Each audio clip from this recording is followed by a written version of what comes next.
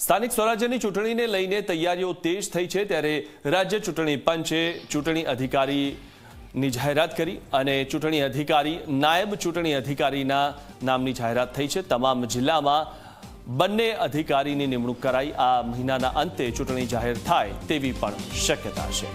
તો ચૂંટણી અધિકારી અને નાયબ ચૂંટણી અધિકારીના નામની જાહેરાત કરવામાં આવી છે અને સૌથી મહત્વની વાત એ છે કે આ મહિનાના અંતે ચૂંટણી જાહેર થાય તેવી પણ શક્યતા છે।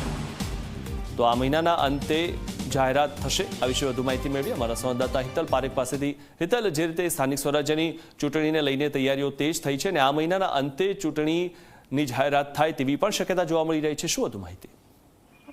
ચોક્કસ મિથુન, એવું કહી શકાય કે જે પ્રકારે સ્થાનિક સ્વરાજ્યની ચૂંટણીઓમાં મોટા ભાગના જેની મુદત પૂરી થઈ છે ત્યાં વહીવટદાર મૂકી દેવામાં આવ્યા છે। આ સાથે હવે ચૂંટણી અધિકારી અને ચૂંટણી કરાવવાની જેમની જવાબદારી છે તેમની પણ નિમણૂક કરવામાં આવી રહી છે। એટલે એવું ચોક્કસ કહી શકાય કે રાજ્ય ચૂંટણી પંચ દ્વારા તમામ તૈયારીઓ પૂર્ણતાને આરે છે। એટલે આ મહિનાના અંત સુધીમાં ગમે ત્યારે ચૂંટણી જાહેર થાય તેવી પ્રબળ શક્યતાઓ જોવામાં આવી રહી છે। સ્વાભાવિક છે કે ચૂંટણી પ્રક્રિયા માટે જે સમયગાળો જોઈએ એ સમયગાળા અંતર્ગત જો વાત કરીએ તો આ મહિનાના અંત સુધીમાં ચૂંટણી જાહેર થાય તો એપ્રિલના અંતમાં કે મેના પ્રથમ વીકમાં ચૂંટણીઓ યોજી શકાય એ પ્રકારની વ્યવસ્થા ઊભી કરવાની પણ તૈયારીઓ કરી છે। અને વેકેશનનો ગાળો હોય એટલે શાળાઓથી માંડીને અન્ય જે સુવિધાઓ છે ચૂંટણી પંચને સરળતાથી મળી શકે છે।